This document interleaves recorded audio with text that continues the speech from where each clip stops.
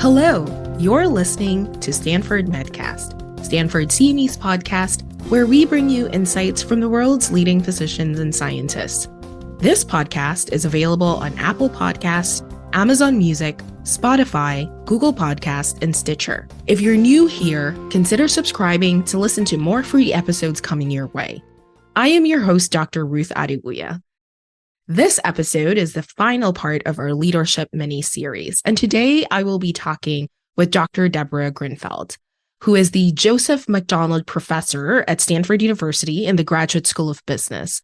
Her research on the psychology of power and group dynamics has been featured in the Wall Street Journal, The New Yorker, Fast Company, Psychology Today, The New York Times, The Washington Post, and The Chicago Tribune. Dr. Gruenfeld teaches courses on power, teams, and leadership to a wide variety of audiences around the world, including startup founders and women leaders.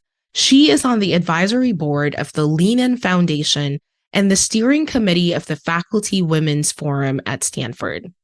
Thanks so much for chatting with me today. So nice to be here. Thanks for having me. A great place to start is to talk about how do you actually define power? Because we probably all use the word power, but we have different definitions of it. How do you define power and how does it show up in our work in our teams? It's a great place to start. Power gets conflated with a lot of related concepts and ideas. Those of us who study power have to define it very precisely. We define power as a person's capacity to get other people to do what you want them to do despite their resistance. And that differentiates it from things like influence, which really has to do with the outcome of having tried to get someone to do something. So you can have power and not have influence. You can have influence and not have power.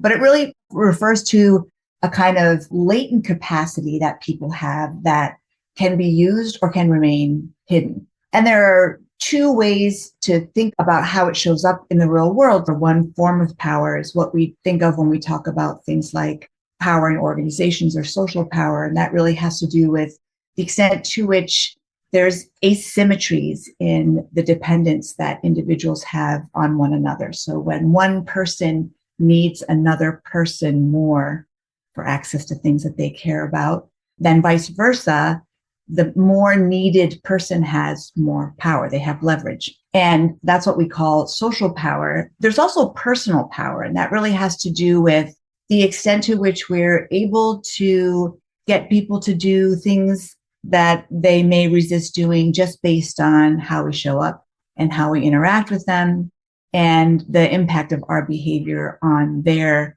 feelings and thoughts and actions. So power comes from many sources, but those are just two important ones that I think are worth distinguishing, because I think what of organizations is that both forms of power operate, and it sometimes confuses people. You can look at the organizational chart and everybody knows that someone who's higher up in the chart has more power than people who are lower down in the chart. But then if you're thinking about the context where you work, you can sometimes identify people who should not have as much influence as they do. And that's often a function of personal power, just the way people manage relationships. Sometimes it's things like charisma, how dominant they are, and how good they are at creating the sense that other people want to help them out. All of those kinds of things are sources of personal power that are separate from the carrots and sticks that we normally associate with people having power over others. I really liked your definition of power and how there's this latent capacity, because we sometimes think about it as having power or not having power. And maybe it's reframing it as leveraging the power that we have versus not leveraging the power that we have. You talked about how there are many sources of power, and you talked about social and the personal power. But I'm also curious about, what does power look like? That's a great question, too. What we learn from experience growing up in our lives and how power exists in society. When we think of power, we tend to think of men versus women. We tend to think of white people as opposed to people of color. And so I think we often project power onto people based on those demographic qualities, or project the absence of power onto people who don't have those qualities. I can remember as an assistant professor at Northwestern, where I had my first job, There were a number of women in my group, but not where I was sitting. And students mistook me for the administrative assistant all the time. And Oh my goodness. I'm sure a lot of your listeners can relate to that type of thing. People have stereotypes about power. And when we think of a powerful person, or even sometimes a leader, the images that come to mind are the ones that are from memory, what we've seen in our society, which has power differences embedded in it. So it's a vicious cycle that keeps reinforcing itself, is that we assume certain people have more power than others, and then we treat them like they have more power. Then before you know it, they actually have more power. So that's another kind of take on what power looks like. There are these nonverbal indicators too. So there's research that shows certain ways of behaving, certain nonverbal gestures, emotional displays are also interpreted as evidence of having high or low power as well. I want to dive into the nonverbal cues. What would that look like? It can take a couple of different forms. The most direct answer to your question is to say that if you think about power from a functional perspective, like what would be a logical, rational reason that we would see power differences across human beings? We know there are lots of downsides to it, but why is it that hierarchies and power differences just keep recreating themselves? And the answer, some of us believe, is that there's kind of an evolutionarily adaptive aspect to hierarchy, which is that as part of survival, people need to function in groups. And in order for groups to cooperate effectively, it's helpful to have an agreement about who has which responsibilities, who has which rights, who's responsible for defending the group against challenges from the outside, who's responsible for taking care of members of the group who need caretaking. Like all of these sort of division of labor challenges need to get worked out in groups. And so people have a tendency to elevate people into leadership positions very quickly, even in contexts where it's not really necessary. So I sometimes think about what it means to behave in a way that looks powerful from that perspective, which is to say, okay, if I take a functional perspective and I say, if I'm in a leader position, what do people need from me? What's my responsibility? And I guess what comes to mind, first of all, is my responsible to control. It's my responsibility to control things so that, for example, people within my group don't have to fight over status and power. They can just focus on doing their job. So I may have to remind people of who gets to go first or who reports to whom. And if someone's misbehaving, it's my job to call that out and do what's necessary to create a safe place for others to thrive. So that requirement of controlling things often necessitates the ability to behave in a way that indicates you're willing to use force if necessary to keep things under control. And what we see in the nonverbal literature that's consistent with that interpretation of what power looks like is things like using your body in a more physically expansive way, like taking up more space, but also letting your arms leave your torso so you look more active and more agentic. It could also be staring at someone a little bit longer than would make them comfortable as a way of letting them know that you're serious and that you're paying attention and you're ready to take action if it's needed. All of the ways that we use our bodies to indicate readiness for action are consistent with what power looks like. I'm curious about these nonverbal cues that you mentioned. There's an overlay here with the fact that some people are introverts and some people are extroverts, and their personality styles will never make them be the type of person who projects that kind of powerful cues that you mentioned. What have you found around that? I see this show up a lot in the people that I work with. When you are a cerebral person, that's another way of thinking what it means to be introverted. Most of your energy is in your head and not in your body. And people can see that actually. And it reads sometimes a little bit passive, even though that may have nothing to do with your intentions or what you're capable of. So it is something that people sometimes have to work on. Another really important quality in leadership that has an interesting relationship to power, but it's very important for influence and having impact, is how present you are and the extent to which people think you're capable of putting your interests ahead of their own. So how engaged are you with them? How curious are you about them? How much do you care about how they're actually doing? That's a challenge for introverts as well. So extroverts tend to be more naturally present. They're just happier living with other people, very closely connected to them. It is a challenge for sure, but it's something that can be adjusted once you understand what the impact of it is. What's necessary for you to have the impact that you need to have in the context where you're working, and then some techniques for how to get there. Speaking as an introverted leader myself, I think that the struggle around that connection has been over the years something that I've had to work on intentionally. And it's not because I don't care. It's not because I'm not curious about the person, but it's just not my natural inclination. A lot of times when I hear people talk about power, it's always juxtaposed against influence. What is more important, power or influence? I think it's a great question. People tend to think of those two things as very closely related. And I think there's also an assumption that the only reason you would want power is because you want to have more influence. What the research shows is something slightly different, which is that what people really care about actually is status. What you tend to find is that the desire to be respected by other people is really quite universal. And I'm not sure there's any cap on it. It's like no matter how much respect you have, you always feel like you're not really respected enough. So this is part of what leads people to reach for more power. I think for many people, it's a proxy for respect. And then you have people running into situations where they find out that what really comes with power is a lot of responsibility and accountability for things. And what they really just wanted was status. So one of the things we found in our work is that if you ask people, and this is true even of our MBA students in project teams that they're working on, if they had to rank order the members in terms of status, who's most respected, and then ask them which rank they aspire to attain, majority of people will say second. They aspire to rank second. Some people say they aspire to rank first, but it's usually only about 30. Something closer to 60% says they want to rank second. And it's because of this interesting distinction, which is that I think what people really want is to know that others respect their expertise. They want to have a degree of control over their own outcomes. They want others' admiration. They want to feel like they're important in terms of what's happening.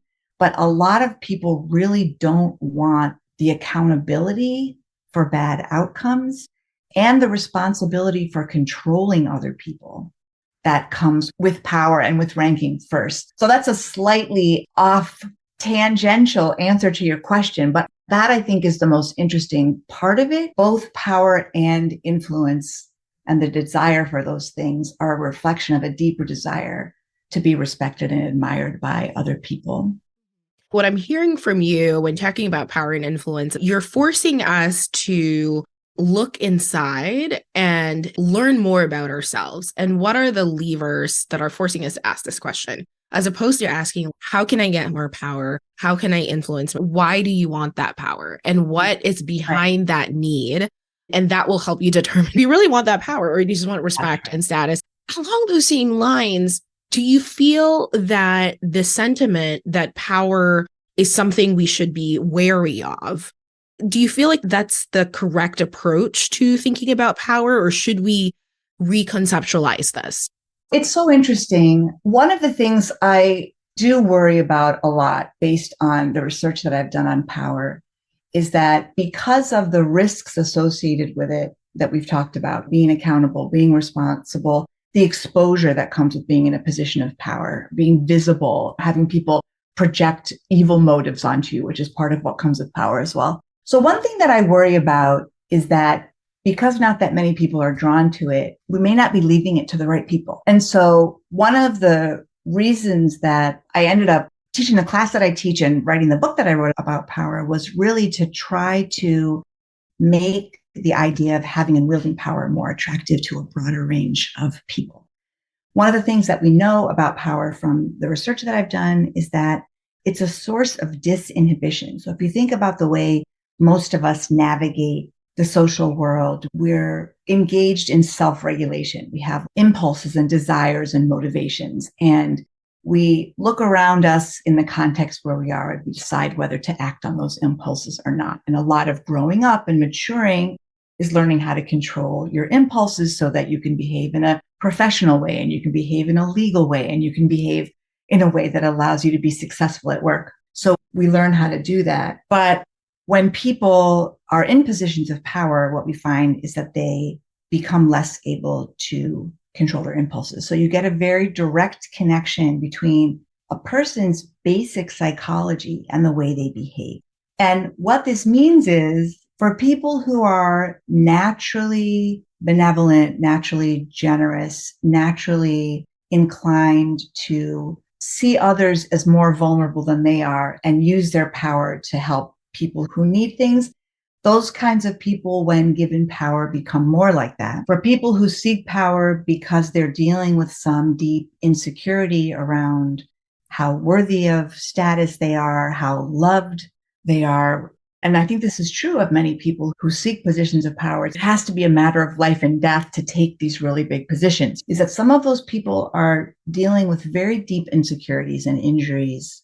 And that comes out when they're in positions of power. So this is where you see so many scandals and so much bad behavior. And it comes as such a shock. And, what our research indicates is that it's just that when you're in a position of power and there are fewer consequences for behaving badly, people just stop trying to control themselves. So you get this very raw picture of a person. So it's very important to me that people who have an aversion to power can approach the idea of seeking and using power, because if people who care about the downside of power aren't willing to go there, we're leaving it to all the wrong people. A lot of us work in complex organizations. We have seen and experienced different types of leaders, the power seekers and the leaders who are not power seekers, but are there anyways. How do you see these power dynamics influence decision-making processes? There are two problems I see a lot that I end up working on in classes and then outside of school as well when I work with people in companies. One of the big problems is that organizations invest a lot of time and energy building diverse teams and organizations because they understand the benefits of having a lot of diverse perspectives and how useful that is for learning and innovation and creativity and finding the best solutions to problems. What ends up happening often is that even if you can compose a group with diverse members, the power dynamics will wipe out the benefit of diversity because certain people in the group will have too much influence. And I have students tell me this all the time. I'm that guy. Maybe it's someone who has a background in the military. And every time I get into a group, everybody looks to me to tell them what to do. It's not just coming from the person, right? There's this need for people in groups to identify a leader and the tendency to look to certain people. And then you end up with everyone being too deferential to certain members because of how powerful they seem or how much power they have, how influential they are, how much status they're given. So that's one big issue, is that you end up without being able to take advantage of all the diversity that you need in organizations to make good decisions and innovate. So that's, I think, one issue. The other one is that you can find when people are making decisions in groups, one goal is to hear from everybody, which is what I just described. But the other is you want to make sure that the experts have the most influence. And when influence is based on power and status, that can also create a disconnect where the deep expertise is in the introvert sitting quietly at the table, while the extroverts feel like they belong more, are talking. So that's, I think, the other way in which this can create problems. Organizations invest a lot of energy, a lot of time and money with consultants trying to flatten their organizations, get rid of power and status differences to create an environment where you can get these more ideal types of organizational outcomes where there's learning happening and the experts are having influence no matter where they are in the organization. But it's very, very difficult to do because of where I started with this conversation, which is that people really don't like the flat organizations. Like, it just feels too chaotic. There's too much opportunity for conflict. Nobody knows which direction to move in, and groups will conspire to give somebody power and influence based on qualities often that have nothing to do with their expertise or even their ability to lead. What are some of the strategies that can create this healthy balance of authority so that the quiet introvert who has the expertise can actually bring their expertise up within a team? I would say, as a general approach, something that I recommend a lot is to make sure when you are trying to make decisions in groups that you very clearly separate the phase where learning is supposed to be happening and the phase where a decision is supposed to be made. When you conflate those things, people come into these groups just wanting to get to the answer.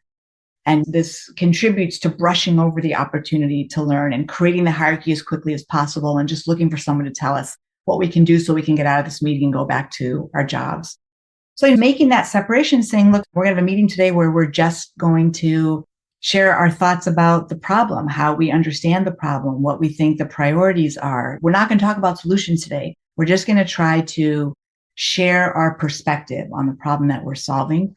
And in those situations, it's the person who's running the meeting. It's on them to make sure everybody's speaking. And if someone is taking up too much airtime, to ask them to hold off until other people have shared. It's incumbent on the person in charge to make sure that flat structure stays flat.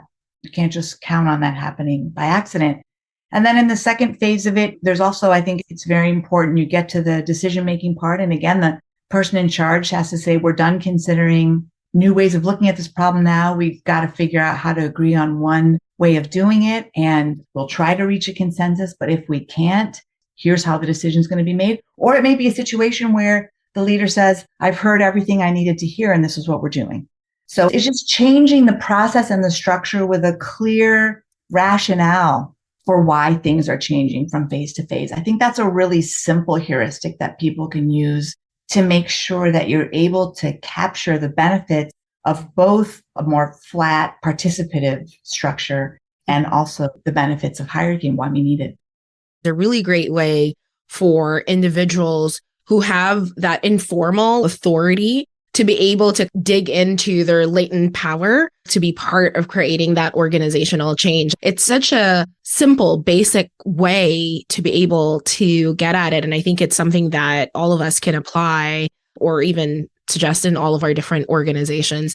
I want to make sure that I also talk about the fact that there has been a lot of work in organizations to build diverse teams, some doing a better job than others. But I think there's still the reality of issues with marginalized individuals and how they show up to work and they provide their expertise, but often there's an imbalance there. So either their power is not recognized or influence is not recognized. They don't get the credit that they deserve. So how do you balance that? It's a big problem. I think the best way to think about addressing that issue is to recognize that for people who look in some way not like what we think an expert looks like or not like what we think a leader looks like, it's in everybody's benefit to make sure that whatever they're bringing to the table gets shared.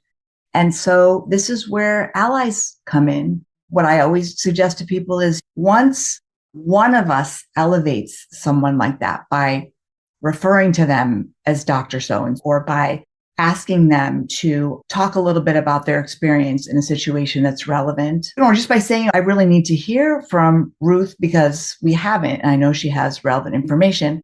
Once you establish a norm in a group where that's a normal thing to do, to actually elevate someone who is, I sometimes think of in groups that there's like an arena and there's spectators. There's like this 80-20 rule, which is that 80% of the talking is usually done by 20% of the people. So just being aware that happens, it's incumbent on the rest of us to start treating people on the outside as though they're meant to be in the arena. And then it creates a dynamic that can be like a self-fulfilling prophecy. Once you've referred to someone or elevated someone or given them a platform, that becomes an acceptable and I think admired thing to do. I always remind people that there are people in the organization who need a stamp of approval. They need other people to see them being treated with the respect that they're entitled to. And once that happens, other people can get on board with it. It's often just one person realizing that the best way to change norms in a group is to just act in a way that's not consistent with the current norm and signaling what you'd like to see happen. there's an intentionality for all of us who are in leadership positions or in a place to influence the conversations in meetings to set the tone and set the norms. And what I'm hearing is that it's not enough to bring in a diverse team and have a diverse team around the table, have to take that extra step to create norms that allow for additional voices. What else have you seen are strategies in building and really activating successful diverse teams? So there are a couple things that just came to mind all at once. Let me see if I can start with one. So one thing I often recommend for people who are having this issue, specifically when what you're seeing is the diversity in your team becoming stratified, where there are certain people who seem to have more power and status and others who seem to be falling down in the hierarchy, is to assign deliverables to everyone, but specifically to people who are not comfortable fighting for airtime. People who are very comfortable claiming airtime. There are people who do not want to fight for airtime. And so it's interesting what you were saying before about being an introvert. One of the things that you and I both have in common, it seems, is that we may be naturally introverted. We both have jobs and roles that give us permission to talk. And I think this is a helpful heuristic to keep in mind for teams where there are people who just don't want to fight for airtime or aren't sure what they have to say is worth the time they're going to take. So I just advise people to assign deliverables or do what we sometimes call a warm spotlight. It's the opposite of a cold call, which is you let somebody know at our meeting on Monday, I'm going to ask you to share some information on X, Y, and Z. So go do some research and come ready to do that. So you're legitimizing their taking the space. You give them time to think about it. And then often once people have started to participate, that dynamic also just carries itself forward. So I think giving people legitimate reasons to talk, especially with preparation, can be very helpful. What advice would you give, though, to the person who they're not the leader, they can't assign the deliverable, they're on the opposite side, or they feel they're falling down? What would you tell them?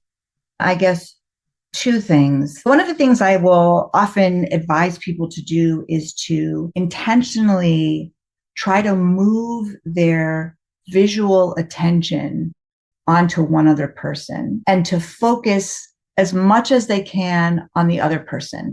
So much so that there are no resources left for thinking about yourself and whether you're doing things wrong. If you can train yourself, it's almost like a meditation, really. Just in those moments where you're feeling maybe stressed or unsure or self-conscious, to train your visual attention on someone else. It's sometimes enough to draw you out and into the room and into the conversation. And then I think the other thing that's very helpful is to be aware that other people are also not speaking and ask them what they're thinking. So instead of worrying about yourself sharing, start the norm of asking other quiet people what they're thinking. So that's your way of getting in, but it also then creates a norm. Like when you're quiet next time, somebody can say, what are you thinking of? It just changes the norm.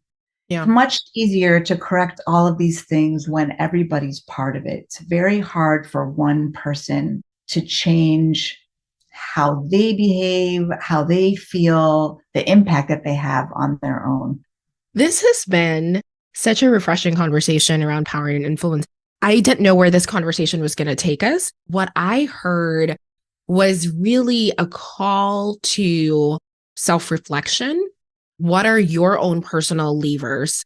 And being part of the change. If you're seeing power dynamics that are not inclusive and that are not helping to build the team successfully, what can you do as an individual, even if you don't have that formal authority? And if you are in a position of authority and you have that positional power, again, still take a look. Do like a check-in. Why are you here? And what can you do differently? Thank you so much for your time today. I've learned so much personally. This has been a great conversation. Thank you so much for having me. This episode was brought to you by Stanford CME. To claim CME for listening to this episode, click on the Claim CME link below or visit medcast.stanford.edu. Check back for new episodes by subscribing to Stanford Medcast wherever you listen to podcasts.